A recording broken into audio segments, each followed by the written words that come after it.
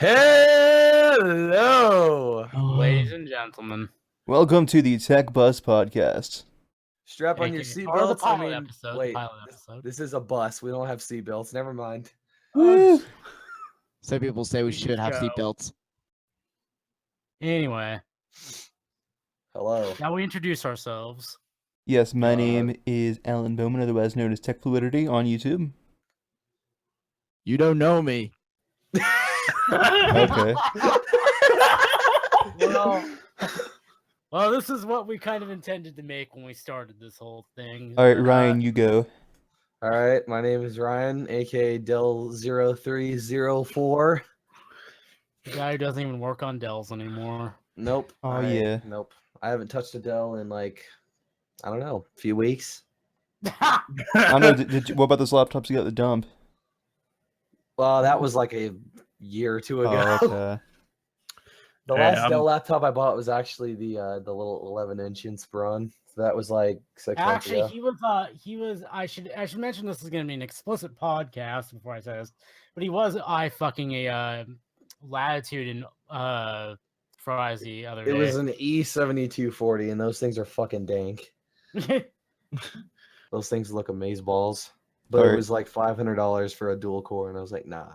All right, I kind Noah. of feel bad because Noah didn't introduce himself and Chris didn't introduce himself. All right, I'm Noah Hudson from Brono 98 Productions. Yeah, dude. He's a dank meme. And I'm Exodium. Well, Chris, Exodium. You know me on YouTube probably because you followed Ryan's channel to mine. I was going to say, most of my viewers, let's be honest. If you know Chris me, you probably know Chris. Chris is a gateway drug. Yeah, dude. So let's open the show with some a rant about my current mic and kind of a way to basically give you guys a disclaimer because my real mic is currently on order and it won't be here till the 11th. I'm currently using a Blue Snowball Ice, which will drop out every 10 minutes or so. Can confirm. And it is the worst mic I have ever owned in my life. It is the worst use of $40 I can think of off the top of my head right now. It is prevented my system from booting because it's just that shitty.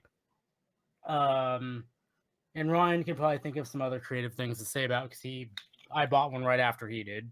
I would rather drag my balls through a pile of broken glass than buy another snowball. TLDR, it sounds good, but it's bad built. Basically.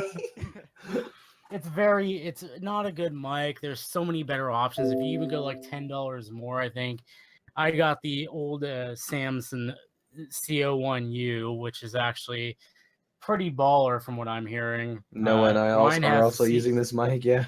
Yep. Well, Ryan has the better version of. Yeah, I have the pro version, so you can actually plug headphones into it. But like, why would you want to do that? No, I have the same version Chris is getting. Can't confirm is dank. Yeah, whereas my Snowball, I have to keep resetting it every so often because there was like, wait, where'd he go? He died. I like it because you can go, yeah. Oh god. So with that said on the mics, all right. Shall we launch right into our topics? Yep, let's do it. Yeah. Let's talk about our good friend up at Apple, Timmy. the good Lord Johnny I mean Tim Cook. Timmy. Sir Johnny Ive. Now we're talking about Tim Cook. Not enough. Tim Cook. And apparently, according to this article that I'm reading, he took a cut in pay because After they didn't. Disappointing 2016. Yeah, Apple didn't really do so well this quarter, and so like, yeah, of course. Gee, I wonder why. Really. Like, I mean, it's not like they completely neglected their Mac line or anything.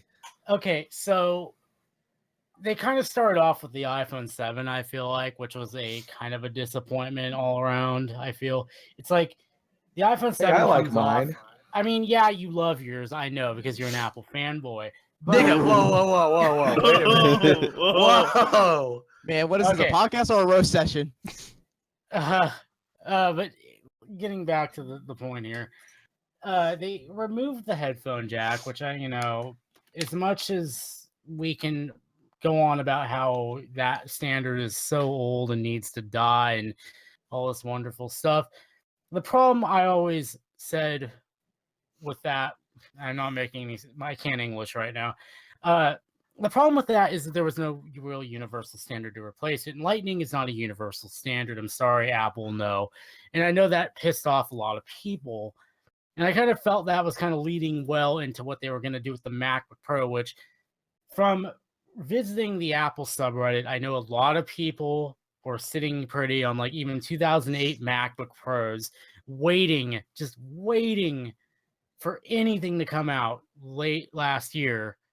And then suddenly Apple's like, well, now we've got these Skylake MacBook Pros, and they are not very good. They are way too thin. The keyboards are, depending on who you ask, personally, I think they're awful, and they sound like a cheap Dell keyboard from like the mid 2000s. They have no usable ports for someone today because everything is still USB-A, so you have to buy adapters for everything. Okay, And on that subject, I do think it's like pretty like I guess forward thinking with the Yeah, USB-C ports, but what I don't like is that they locked out a bunch of older Thunderbolt devices and oh yeah, I like agree. and there's going to be no replacement for an SD card slot. Like cameras are going to continue to use that fucking card for like 5-10 more years at least. So like And there's no Apple and Mac OS 10 or Mac OS nowadays still doesn't support the wireless standards that most cameras that do include Wi-Fi use. exactly. So I think that's kind of like a BS excuse. Continuing on with this, like the fact, yeah, I do like that they're pushing USB-C because it is really a good connector, but they kind of did it in a half-assed way where they didn't really think about like, let's put a USB-A port alongside it rather than just going all in. Agreed. And I know a lot of people like to draw comparisons back to the floppy drive, but the thing with the floppy drive is the floppy drive did appear alongside the CD drive for quite some time before it eventually took over completely. Well, and like So- we've discussed before, the same thing with like Firewire and Thunderbolt. Like they were Yeah. side by side for like 2 years. Right. Like they're side by side. I'm on 2012 MacBook right now. Exactly. Like, So- and that's the way they should have handled it. I And feel. yeah, I agree. And I mean, let's not forget that the current MacBook is also like a pile of compromises. Like for the pro industry, they need those ports, and now they don't have them, and they have to buy a ton of adapters for everything. Not to mention What- the shoddy battery life on the new Yeah, I ones, was gonna too. mention yeah, that the battery too. life is garbage. So But- bad that the latest Sierra version just removed the battery estimated For time. real. Like Yeah. they're like, yeah, we're not gonna make the battery any better. Instead, we're just gonna remove the estimation so people don't focus on it. Like, and bruh, it's come so on. so many people say, and I want to mention it just because I love the sheer absurdity of it. I do like how I can walk in, if I were truly dead set on going all in on the Apple ecosystem, I could go into an Apple store right now, buy a MacBook Pro, buy an iPhone 7, take both home, and be unable to connect them up to each other out of the box. That is like freaking ironic as hell. Worse yet, the earpods that come with the iPhone 7 cannot be used on any Mac. Or anything else for that matter. So like I remember when Apple actually used that as a selling point for their Macs. Like, hey, they work with your iPhone earbuds. You can use the mic, you can use the volume controls. It's great. Now you can't. And last but not least, with the whole MacBook Pro is why I feel like they are such a letdown compared to everything that came before it. Even though the newer MacBook Pros, like the one our good friend here, Ethan, has, like they have SSDs that can be removed. Yeah. Are they proprietary to those MacBooks? Yeah, but you can Yeah. remove it. And people like OWC make docks you can stick them into and get the data off them.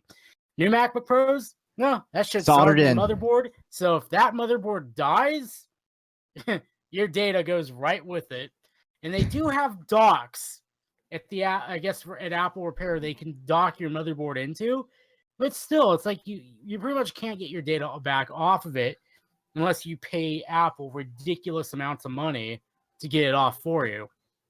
On that subject, like, I mean, with the whole soldered components thing, like, there is no excuse. Like, there's the Dell XPS 15, which is pretty much just as thin as the outgoing Retina MacBook Pro, and it has RAM slots and M2 hard SATA drives and all this stuff that you can swap out, no problem, and it's not even any thicker. So I mean, Well, I feel that Apple just decided that adding a RAM slot wasn't a good business move. Well, hell, And here I am sitting with my 2013 MacBook Pro with 8 gigs of RAM that I'll never be able to change. I have a question though. Who complained about the weight and size of the previous generation MacBook Pros? I did not. Nobody. Absolutely fucking no one. I mean, it is kind of nice that my 15-inch MacBook Pro only weighs 4 pounds, but I mean, I would have gladly, been okay with the older weight and size. I'm okay with the pre-unibody MacBook Pro's weights. There's I mean, for something even carrying on your back, it's not too cumbersome. So I guess we have to remember that we're like the minority in the tech world right now. They're trying to appeal to soccer moms and teenage girls. Right. On a So Pro we go like, machine. wow, look at that. So shiny and thin. I gotta buy it. It is also fun to mention that the Apple subreddit kind of ate itself alive over that, the new MacBook Pros, and actually a lot of people basically said, well, I'm going to go to Dell, or I'm going to go to Razer. I mean, Apple's just ignoring the, creative professionals that that carried them through the 90s even. And then Microsoft's like, hey, come here, we've got you. Yeah, they're just like, all right, I got you, fam. So let's have a moment of silence for our fallen comrade, the MagSafe port. Oh yeah, I know. And everything Apple Pro did a video about that too, where he tried to kill the USB-C port and succeeded, I might add. Yeah. By tripping on it. I don't feel like they should have gone all in this early, because it's still going to be like 2 or 3 more years at least until we see USB-C become a thing. And by then, I'm probably not going to replace all my peripherals, but we'll see how that goes, obviously. But I thought your game plan is. was to get a 2015 if it came down to it. I want to, but I mean, I'm not going to be able to afford that ever. I mean, I probably could if I just saved up and stuff, but man, I don't want to spend $2,000 on a computer when I could spend $2,000 on my car or something. Yeah, that would be more important. Like those rims that you damaged. Yeah, dude. Oh my god. This would be a great segue to the next story. Because speaking of rims, before we do that, I do want to spend one last second. So it isn't all doom and gloom on Apple's part. I will say that I did go out to try. Actually, Ryan and I went out to try out the AirPods. Mm-hmm. They were actually pretty decent. They were very nice. I like them. Yeah. That's one thing I will say Apple did get right. I mean, they may be pricey, but just how they work, Apple did think about that when they were doing it. So I will give them props for those. They're fun to hate on, but I mean, actually go try, legitimately go to your Apple store and try a pair. They're pretty good. Yeah, dude. Anyway, so as Alan was saying, our next topic. So speaking of rims, I get it. Yeah. So I guess I'll be the narrator for this one. Yeah, we'll let you take this one, buddy. So now keep in mind this is an older article, but I brought it up before we were doing this. So yeah, sex toys and the Internet of Things collide. What could go wrong? There's a lawsuit that mobile app siphons data on vibrator intensity settings and other usage stats on an internet-connected vibrator. And yes, I never a sex thought vibrator. This would be a problem in society. Me either. What? This just goes on the whole Internet of Things crap, where it's every single thing. Your refrigerator is connected to the internet. Your, obviously it's served with your TVs and your phones and whatnot, but now it's going to refrigerators, toasters, just general appliances you don't need connected to your TV. And the worst part about all those is that none of them are secure. Because they don't get updated. Yeah, I can't help but think, this is going to be the plot for Watch Dogs 3. Oh, yeah. Real. No. Hack vibrator. No, the next Saints Row, dude. They're going to make a botnet of all those. Don't even bring up Saints Row. We don't talk about the game anymore. The dildo bat, man. After what they've done, Guys, let's just see how much bullshit we can get away with. That's Saints Row for you.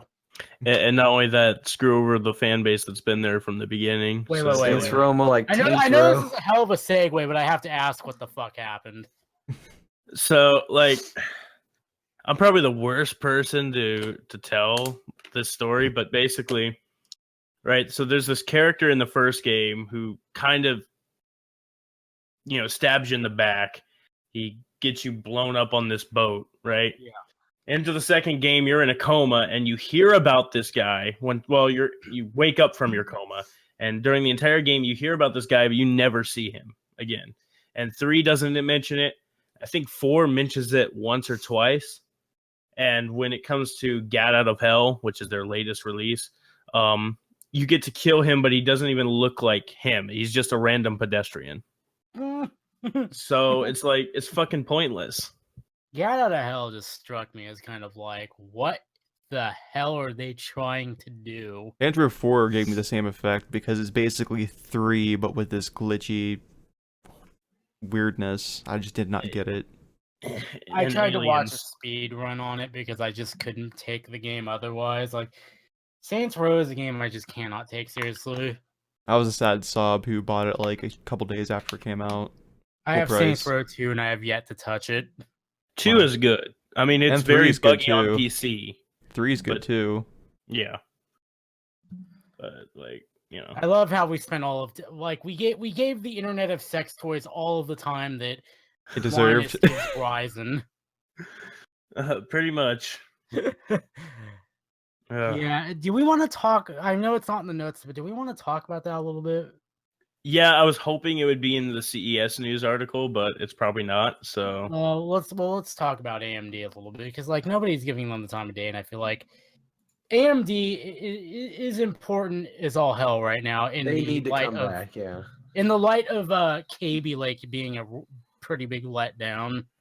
Well, Intel's just kind of sitting on their mountains of cash, and they don't have any competition, so there's no incentive to make their stuff better. I think it's kind of fucked in a way that I like. Like Ryan and I, we made a deal some time ago where he ended up with my 4790K, and I ended up with his 4690K, and I've kind of wanted to get a replacement 4790K for my build. I've been looking around; the prices are still ridiculous. For one, like they're still people are still selling them for almost MSRP used. Like, why? So, getting back to AMD, I think their position here is very important because Intel pretty much phoned it in with KB Lake. And Skylake, to be honest, wasn't even that much of an improvement. The only thing it really brought was DDR4 to the desktop. Honestly, I think Haswell was the last time I was excited about an Intel release. I don't think Sandy Intel, Bridge. Even that was a for me. stretch. Sandy Bridge, Intel man. hasn't been doing much of anything since Sandy Bridge because Yeah. Sandy Bridge was when AMD was still they were in the game. They weren't actually beating Intel, but they were still kind of not far behind. It was right before Bulldozer. Yeah, and so the Phenom 2, it's not octa-core. It's a 6-core processor. Yeah. That thing was a beast of a processor. And the original i series that Intel put out wasn't very good. So basically AMD almost could have had them with Bulldozer if Bulldozer didn't suck. But Intel just decided, no, we're pulling out all the stops with Sandy Bridge.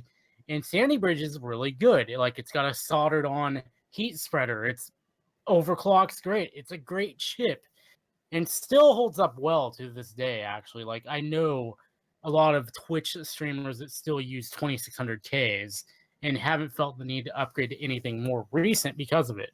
So since then, Intel's kind of just been phoning it in. Ivy Bridge was all right. Haswell was all right. Broadwell was a step back. Skylake was kind of a step forward. Well, Broadwell was just low power stuff, wasn't it? Right. They still made a desktop. They still made desktop chips that will actually slot into a Z97 board Huh. with proper BIOS updates, I might add. Yeah.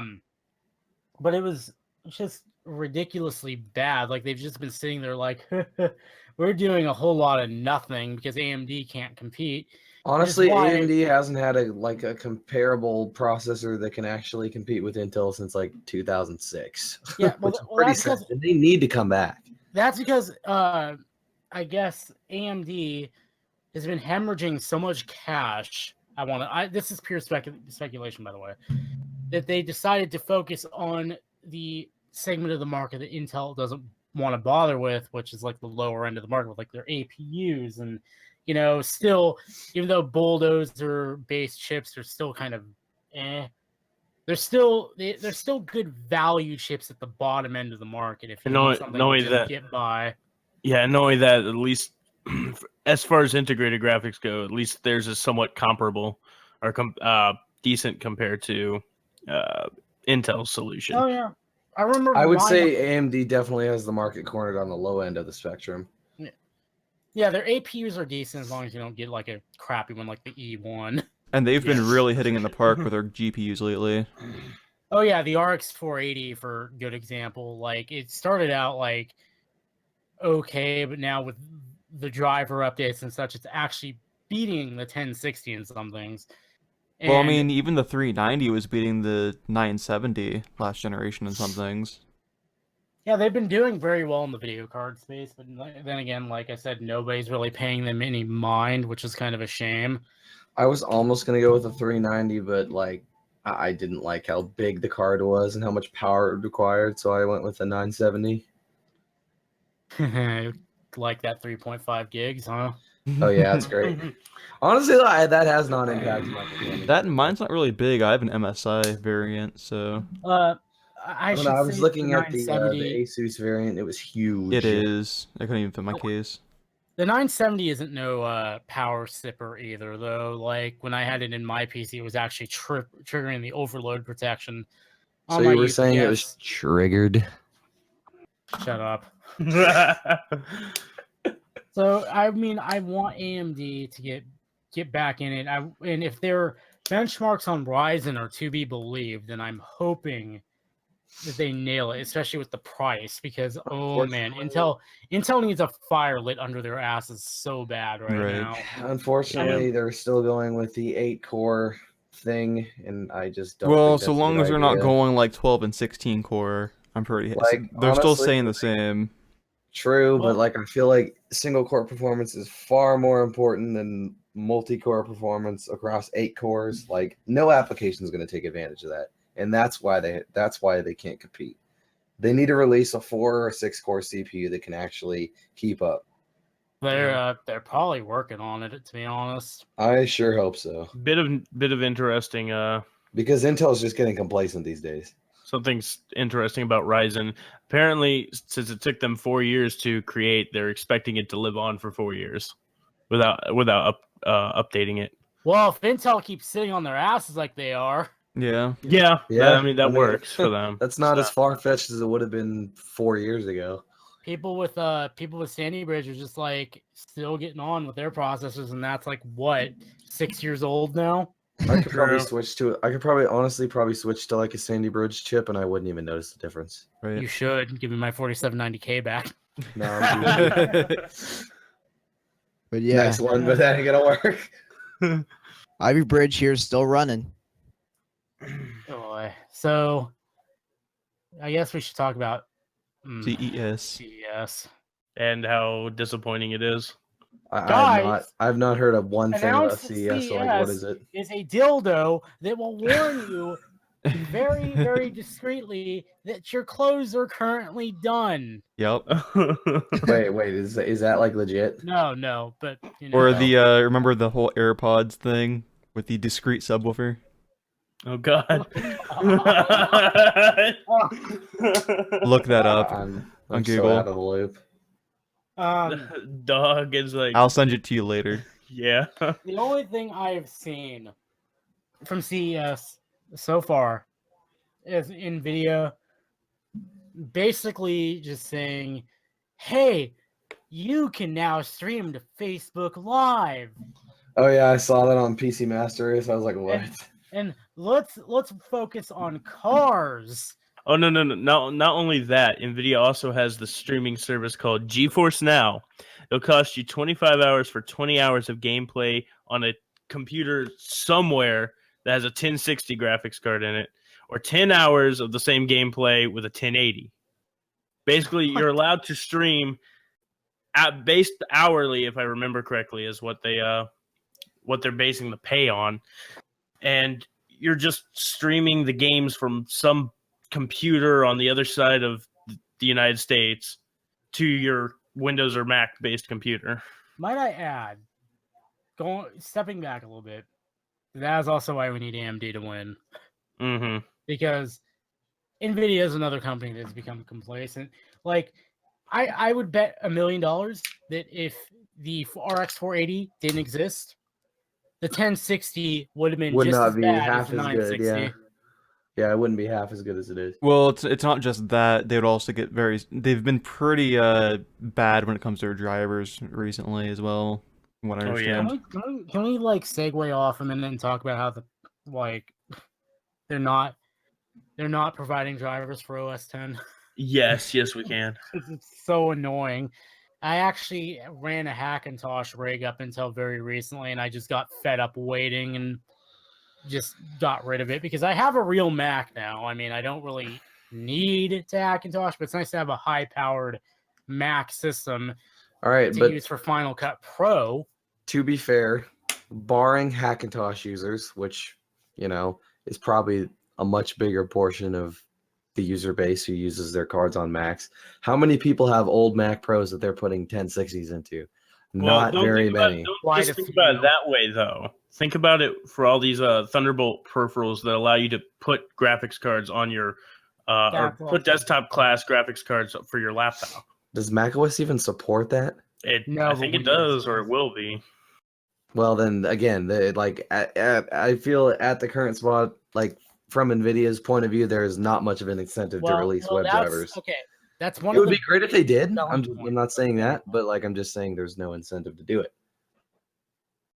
That's one of the big selling points of Thunderbolt, though. Thunderbolt 3 specifically, is it pretty much gives you PCIe on a cable.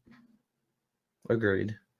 And people who want it, the PC industry is actually making a big push towards thinner laptops, but bolted up to an external enclosure, like Razer and Alienware for the Razer Core. Yeah, which actually works with the MacBook, I might add. I forget what the Alienware one is, but it's very proprietary, if I remember correctly. It's the isn't it? Oh no, never mind. I was thinking of the Razer. Well, you are Dello 304. You should know. I don't keep up with Alienware. Dello 304 here. I don't even keep up with Dell that much anymore. This segues nicely into our next subject because nothing really was of note was really announced at CES. Dell's fuck up. Oh yeah, this is a good one. This is a good one. Yeah. So, do you want me to talk about it since I am Dello 304? Or do you want me to talk? I can also talk about it since I was the one that originally shared this lovely fair enough link. So basically, a friend of mine the other night linked me to a deal Dell was having on their website, at 2 o'clock in the morning, at least on my time zone, where they were selling a Western Digital Blue 250 gig SSD for $20, and then there was also a M.2 variant, same brand, same size, for $30. And so obviously a bunch of people went on this deal and took advantage of it. I sent this to, of course, these guys right over here. And so people took advantage of it. Unfortunately, for a lot of people like myself who did order OneDrive, they'll canceled it. My order before even shipped. It's because they meant to put $20 off for $80 instead of $80 off for $20. Right. I mean, mine's still on track. I didn't get a cancellation email or anything. It's still going. So here's from what I gather, lurking around PC Master Race. Here's what happened. People who opted to pay more for the expedited shipping got theirs because they got it shipped out before Dell could correct their mistake. People who opted for the slower shipping, some of them got their shipping notifications, and the unlucky rest of us got a cancellation notice. So However, basically, it's a crapshoot if you're gonna get it. however, even if your stuff is already in transit, reportedly Dell is intercepting shipments and having them brought back. So even if it's already on the way, you're not out of the woods until it physically appears on your doorstep. Or if you better hope that, especially if it's on the carrier's or whoever shipment carrier they're using, you better hope that it's on their dime, and they would be like, well, it's either ship it back for more money and wasting our penny, or just shipping it as they originally intended. I honestly feel So- like they should have just let him go. Like, come on. Well, the problem is, I think way too many of them got shipped out. Like, I'm on board with them canceling like the orders, like people who ordered like more 20. than 5. Right, Like, those people are Agreed, obviously but if like you buying just it to ordered scalp one, them. right. But like people who ordered like 2, Well, you know, I small was on orders. Slick Deals, and someone did order 5. I'm assuming they must have selected expedited shipping, and they got all 5. But see, I coming from me, I work a retail job, and I kind of know how much that my store in particular pays for items. I know that Dell most likely didn't pay much more than the price that they were selling it for by exactly, their mistake. profit margins are pretty fat. So like, You know, I mean, it wouldn't have hurt them that much. cancel the orders, but I mean, I feel like they should have just let it go. I know probably like someone like Amazon would have let it go, maybe. Yeah, I mean, Amazon like sends 2 things out instead of 1 sometimes. I've heard. Yeah, it happened I mean, before. I just think that like I don't know. I feel like I can't really put it into words. I just think it's reasonable, like if people who ordered 1, like they got their stuff, because that way, like I just think like the people who ordered millions of them are the ones, yeah, they deserve to get their orders canceled because Yeah. like they bought it with the intent to resell for the most Agreed. part. Whereas a lot of us who did buy it, I didn't, but a lot of us that did just bought them because they needed it, and it was a good deal. So Kind of reminds me of the time Best Buy once shipped like 10 iPads out to somebody, I think, or no, it was like 5 iPads, I think, accidentally to somebody, and they were just like, "Yeah, go ahead and keep them. Like, give them, like, give them out as Christmas gifts, and we're cool like that." Well, I'm Yeah. sure, if Best they didn't Buy. say that, then people would just be like, oh, well, fuck you then. What can you do? Best Buy out of all retailers let that slide. yeah, Well, that is probably amazing. because 1, they didn't think they were gonna get it back. 2, Right. hey, let's make lemonade out of lemons. We can turn this into a really good PR opportunity. Yeah. And get people in the door. Anyway, with that Speaking of getting said- in the doors and driving a vehicle, let's move on to Oh, our next God. topic. That was so forced, but I wanted to get it. That was the most For it's forced like transition like ever. your $2,000 rims. Hey, guess whose car looks better? Exactly. Ooh, Guess whose Obsession. car doesn't consume oil? Oh, It's not burning oil. low it's low spitting blow. Anyway, All I'm right. probably not going to talk much for the rest of this because this is kind of like not my forte. same. Pun totally Me either. intended. Kia Forte. Get it? Kia Forte. Corning CS show car proves Gorilla Glass isn't just for your phone. So essentially what is going on now is that, if I am looking at this correctly, is they are going to be building Corning Gorilla Glass. Are in the back, my bad. Well, you're welcome back. They're going to be building Corning Gorilla Glass in windows, side windows, and the dashboard, which adds up to noticeable weight savings all around. Supposedly it's 30% lighter than the soda lime glass featured on most production vehicles, which not only improves fuel economy, it moves the center of gravity lower of the car to improve handling. Okay, so I'm not looking at the article right now because Sorry, I I'm clearly basically not in with it. paralyzed part of- article. part of the reason, oh god, and Plagiarized. that's why I don't go to digital trends, because it's automatically playing a video. Yep. Okay, so the thing that gets me with Gorilla Glass is obviously it's full glass. I know most car windshields, they have like a layer of plastic that make it so when, say something, if it can force its way through the windshield, it doesn't take the entire windshield out with it. It's safety glass, yeah. Yeah. So is Corning going to have something like that on their Gorilla Glass? Because I know the problem with Gorilla Glass is, while it is very much hardened, like on most phones, it has really good scratch resistance and, impact resistance so long as it's directed towards the front. But if anything, like if the tension is off just a little bit, it goes kaboom. Agreed. no, I get like, that this it's is- gonna need to be safety glass, just I- like any car Right. has. Well, I get this is a more, a smaller screen, so it's gonna matter less. But I know when I dropped and cracked my Galaxy S7 that there actually wasn't very many like chipping or anything like that nature. It was just simply cracked. Yeah. Like you could I mean, yeah, there were some rough spots, but you could barely, in a lot of spots, you could barely even feel the any like impact or whatever. Again, I mean, most of the time, like, honestly, like, if you take like a sledgehammer to a car window or something, like, you'll know that like the whole window just shatters into a million tiny pieces, and like that's what it's supposed to do. Yeah, but like for the So, like, side windows. They need to have something like that, or else no Like- car manufacturer is going to use this. Well, I know. Okay, I actually have a little bit of experience with this, because like back in 2014, my car at the time, a '98 Chevy Prism. I guess the neighbors got in a bit of a gunfight.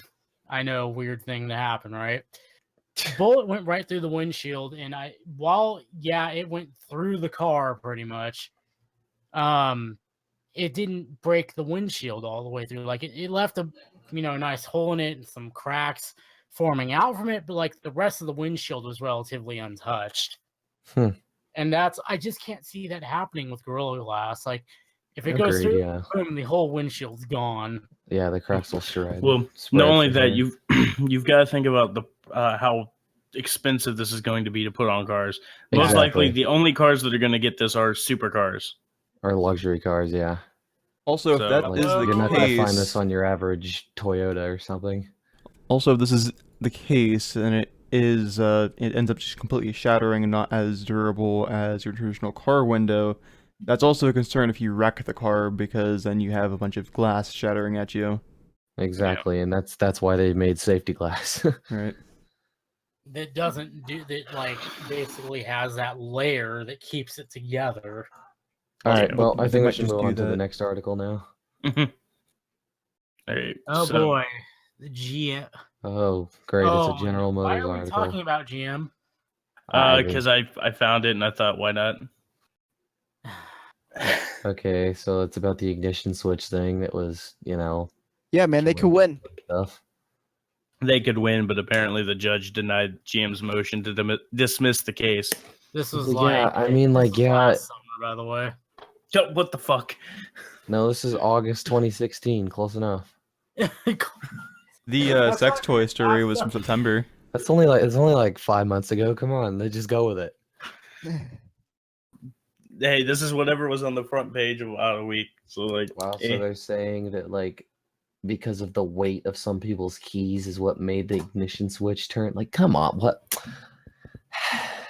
I do still like how now I can just keep my keys in my pocket and push a button.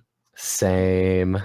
Though my car has numerous times been like, oh, psych, lock the car while your keys are in the car. Not same. just keep the key in your pocket. Like, what the Yeah, fuck? that's what I do. I Well, just keep it in my pocket. The problem is when this happened, I was wearing my swim shorts with only one pocket, and I sure as hell don't want my keys in there with my phone, so... Sure. Although I just tend to throw my phone on the... I just throw my phone in the cup holder and go on. Same.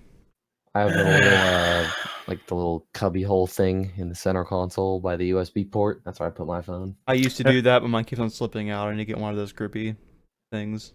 Yeah, mine has like a little like a soft touch rubber thing so the phone doesn't move around. It's pretty swag. So All right. GM, don't buy them. End of Yeah. story.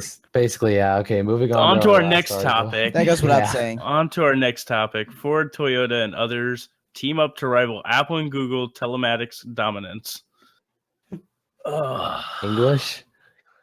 Yeah, can I get that in English, please? They're trying to pretty much build their own app ecosystem, is what I'm able to Good luck. gather Well, from Toyota this. doesn't sell a fuck ton of cars. I mean, they could technically do it. True, Yeah. yeah. But like, I mean, nothing's more convenient than plugging in your phone and having your, infotainment system work off that. Yeah, and basically what they're trying to do is make it open source, so it'll work between iPhone and Google Android Oh, well, that's phone. good. So that way, if you're using, or if you happen to switch, you don't want to change cars just to have Android Auto instead of CarPlay. Exactly, So, yeah. It's got to support that's both. what Unless, they're doing that. Because yeah, cars are plugging- not something most people replace often. Plugging your phone in is wonderful, unless you're Mazda. Unless you're Mazda. Well, unless you're 2014 Mazda. Yeah, they got it right with the 2016 and up, but like I'm still salty about that. Still need to attempt to swap the new head unit in. You would do that. Yeah, I would. Yeah, baby. Hey, Again, man, we talk about what's sex a good toys in this podcast? podcast. Exactly. Like, what's a podcast without some sexual innuendos? Especially when I'm around. Anyway, here's Yeah. Bloodhound Gang. Well, that just about concludes this podcast. We went through all our stories, so that's that. That is that. So Anything you'd like to close with, good sirs? if y'all want to see more of this, please, tell us. So go in the comments. Like and say- subscribe, like and subscribe, like it. No, I'm kidding. Oh Well, god. yeah, Now, I if we mean, hit just- 100,000 likes on this episode, Oh, We'll God, give you no. the next episode, which we have already recorded. That is live. And then also because this video is going to go on all of our channels pretty much, the next episodes in the series are going to be on the official TechBus channel. which We're putting just the pilot on all our channels just to kind of get it out there. also, by the way, that's kind of our working title right now. If anybody has any better titles they'd like to suggest, Yeah, if you have any suggestions Great. for a better title for the podcast, that we would be definitely open to that, because You I wanna didn't. kinda- I definitely did not approve of the tech bus, but I guess it works for now. do you want to kind of explain where the origin of that name comes from, or do we want to just let people guess? Let's keep it an inside joke, because then it won't be funny anymore if we tell everybody. I mean, Yeah, it really well- isn't. All I have to All say is right. Brent Kolb. and, oh god. Now he's gonna watch this and be like, "What the fuck?" Yep. Anyone that's watched Ryan for long enough probably already gets it. Yeah, true. Anyway, All right, well, that's about it. we'll see you all later. Alrighty. Bye bye. Bye, peoples. Peace out. Bye.